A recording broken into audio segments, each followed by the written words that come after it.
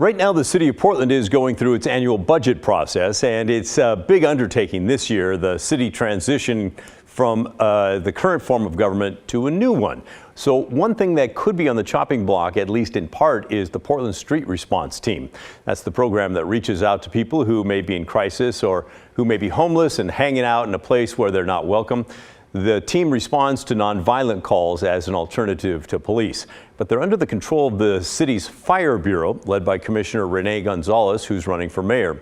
Gonzalez is now proposing cutting $3 million from the program. That's about a third of the budget for street response.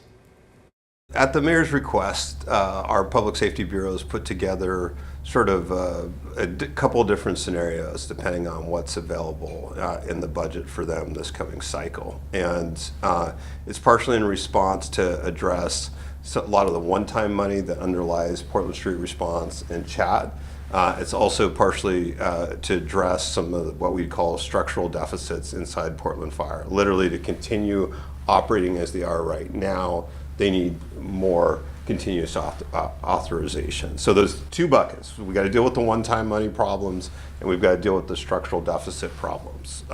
Hopefully, we can find long-term revenues for Portland Street Response and for Portland Fire's core operations that won't necessitate these cuts. Portland Street Response, we're going to the Joint Office on Homelessness in the county. We're going to continue to fight that fight to find stabilized funding for them indefinitely. But unfortunately, they were built with a lot of one-time dollars, and in response to the mayor's direction for budget prep, we had to play through scenarios where there isn't new ongoing money to replace that one-time money. So that's what he's thinking. Now, we wanted to hear from some people who've had direct interaction with Portland Street Response. We talked with a couple of homeless people. They kind of had mixed reviews. Street Response is one of the most important resources out here for people on the streets. I know I personally don't use it near as much anymore now that I've gotten into a shelter. But back when me and my wife were sleeping in tents, we would see Street Response all the time, and they would definitely be someone that we would not always look forward to seeing, since they're usually part of the people involved in the sweeps. But if not part of that, it was usually a very helpful resource. Stuff that I do see going on now, like through the other companies that have resources and been providing to us homeless, like the Blanchet House. They feed us 3 meals a day, give us clothes on some days. Don't get me wrong, I forget my days, but yeah. So in other terms, in other aspects, I would personally say for us homeless out here, there is better resources than the Portland Street Response.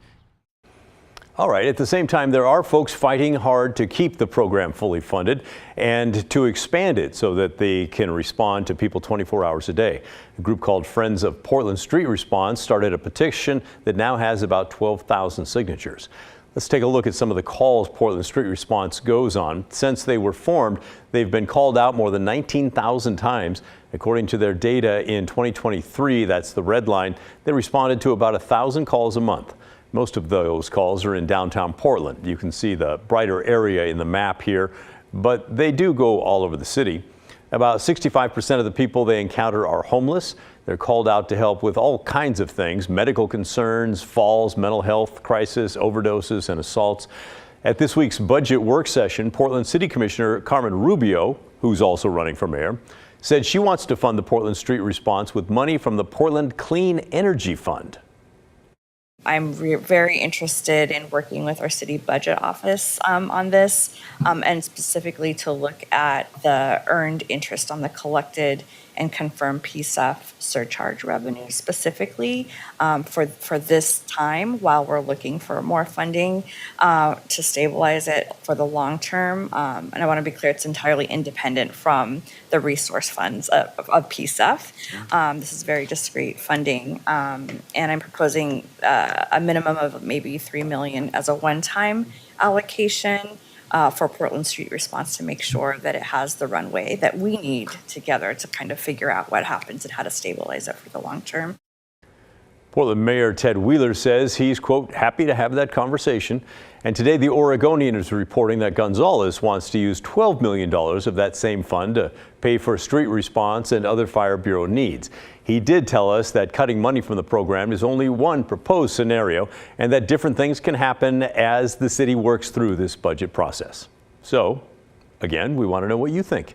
What should the future of Portland street response look like? We want to hear from you. Here's our contact info again. The email is thestory@kgw.com, or you can call and leave a voicemail. The phone number 503-226-5090.